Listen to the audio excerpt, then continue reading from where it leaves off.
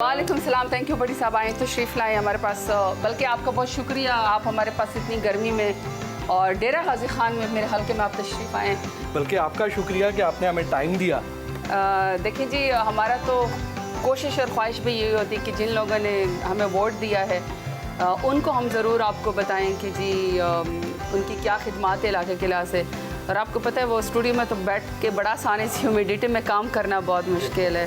और मैं तो चूँकि हर 3 दिन यहाँ पे अपने हल्के में होती हूँ, 3 दिन इस्लामाबाद में और 3 दिन यहाँ पे। और अगर फ़र्ज़ करे असम्बली का सेशन आ जाए वो फिर आपको पता है 10 दिन तो चलता है, 12 दिन, फिर उसमें फिर 2 हफ्ते के गैप के बाद फिर 1 हफ़्ता पूरा मैं यहाँ पे डेरा गाजी खान में गुजारती हूँ। तो इतना ट्रैवल कैसे करती हैं?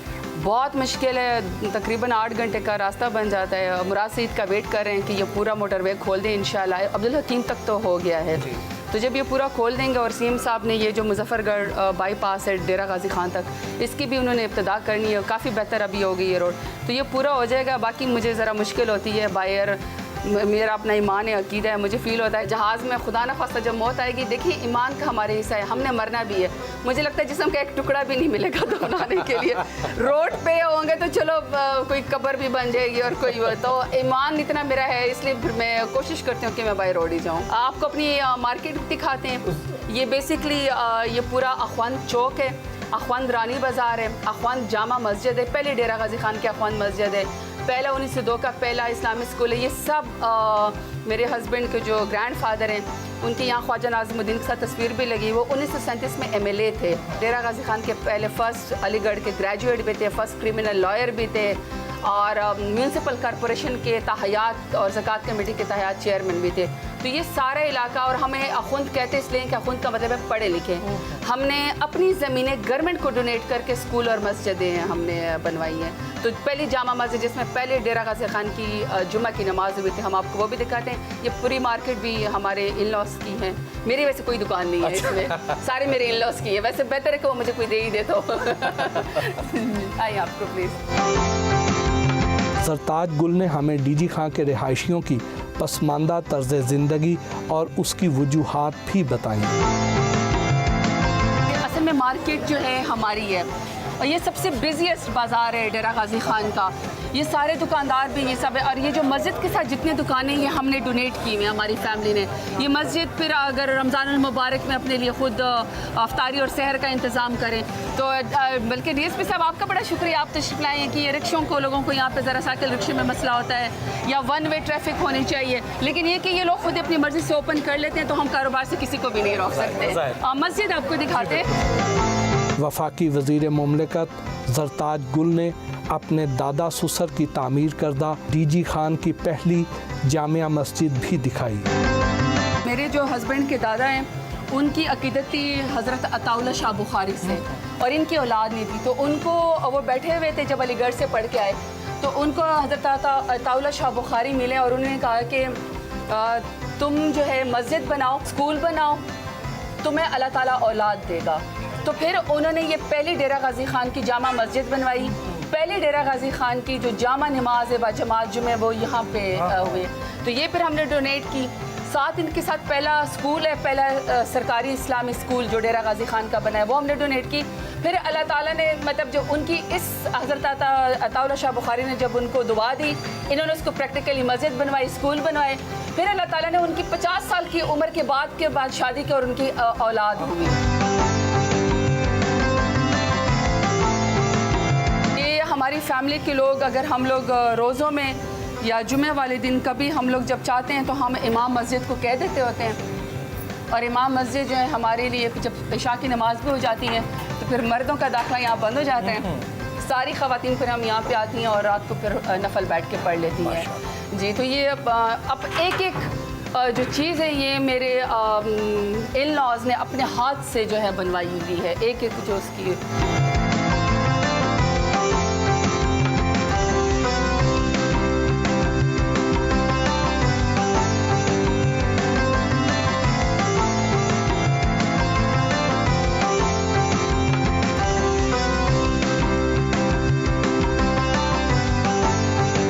पठानों की बेटी हैं और बलोचों की बहुएं।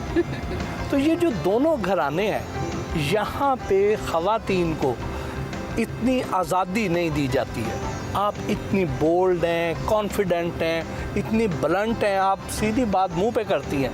तो ये जो पर्सनैलिटी आपने डेवलप की, ये कॉन्फिडेंस आया, ये कैसे आया?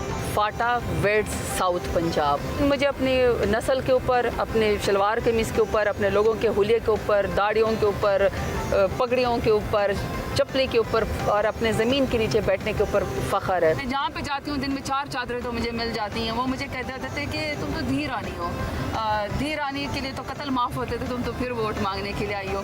मेरे ख्याल में अच्छे प्रेसिडेंट्स नहीं थे, किसी ने जुर्रत ही नहीं की। मैंने जुर्रत की, लोगों ने सर आंखों पे बिठा दिया, धी रानी उन्होंने बना दिया। बोल्डनेस और ये जो एक होता है ना करेज, ये मेरे ख्याल में ये अंदरूनी भी इंसान के, इसका रूह के साथ भी ताल्लुक़ है। मैं चूँकि कबायली पैदा हुई हूँ, आज़ाद हूँ, आई एम माई बाबा's डॉटर। मेरे बाबा की मेरे ऊपर बड़ी सख्त किस्म की छाप है। आपके मियाँ हुमायूं अख्तर, वो भी पीटीआई में है, लेकिन ज़्यादा नज़र आप ही आती हैं, ज़्यादा एक्टिव आप ही होती हैं, तो वो क्या वजह है, वो क्यों पीछे रह जाते हैं? वो बहुत एक्टिव हैं, लेकिन अनफॉर्चुनेटली उनको मेरे मिनिस्टर बनने का बहुत ज़्यादा लॉस हुआ है। अगर वो अपनी, हालांकि वो 2002 से मेंबर है पीटीआई के, तो वो अपनी जो एक पॉलिटिकल स्ट्रगल करते हैं, लोग कहते हैं कि ये आपके साथ क्यों हैं, ये यहाँ पे क्या कर रहे हैं। उनको मैं समझती हूँ सबसे बड़ा लॉस उनको हुआ है। सरताज गुल डेरा गाजी खान में महकमा माहौलियात के दफ्तर पहुंची तो मकामी अफसरान ने फूलों के गुलदस्ते पेश किए।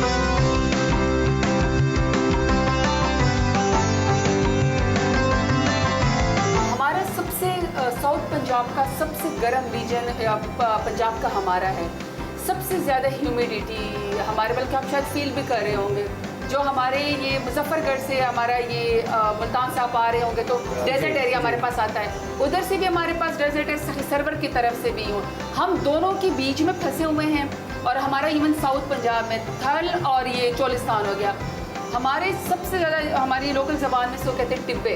हमारे टिब्बे बिल्कुल खुश्क हो रहे हैं, बारिश वो है नहीं, नीचे ज़मीन में नमी कम हो रही है। जो सहराई लोग हैं वो शहरों का रुख कर रहे हैं। आप अपने इस हलके को, अपने शहर को कैसे सर्व करेंगे? सीएम साहब इस काइंड इनफ कि हम 2.7 बिलियन का यहाँ पे सीवेज का पूरा हम इसको इंशाल्लाह रेनोवेट करेंगे, पूरा बनाएंगे। हमारे पास सबसे बड़ा यहाँ पे एक और इशू है क्रशर प्लांट का।